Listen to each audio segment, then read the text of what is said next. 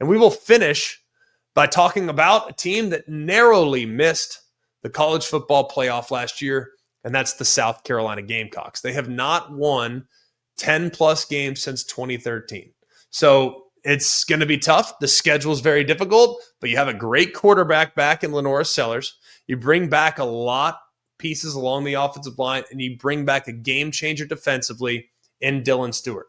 I like some of the guys that they have on the offensive side. Like I think Mazio Bennett's a really good player at wide receiver in the slot.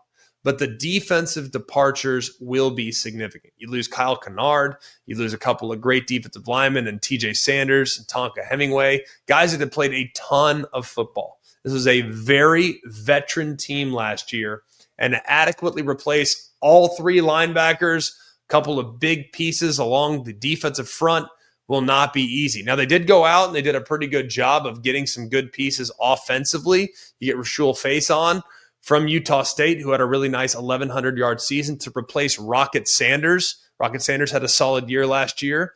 You also go out and get Brandon Cisse at defensive back.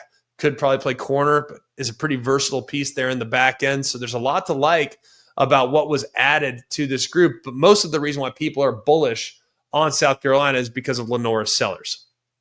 Now, Lenora Sellers, I think if you can get improved threat of the pass, he becomes a super dynamic, borderline unstoppable piece. But in order for them to improve throwing the football, they need to have more adequate playmakers on the perimeter. That's one area where they were very inconsistent last year. So if that group can be more consistent to help Lenora Sellers out, that could be really big. Because when he takes off and he runs and he wants to make guys miss, he's very difficult to contain.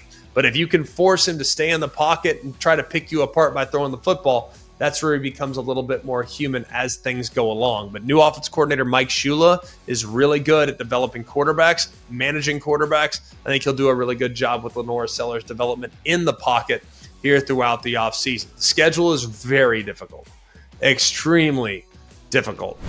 Virginia Tech early at LSU are very tough spots. You get Oklahoma and Alabama at home before you go to Ole Miss, who's a playoff contender, to A&M, who might very well be in the mix for the playoff spot, and then you have Clemson that comes to you there at the very end of the year. A 5-0 start for South Carolina is not out of the realm of possibility. And if they can somehow beat LSU, which is a tall task, then 7-0 is very much in the mix. So 10 win, definitely possible, and 10 wins, I think, gets the Gamecocks to the postseason.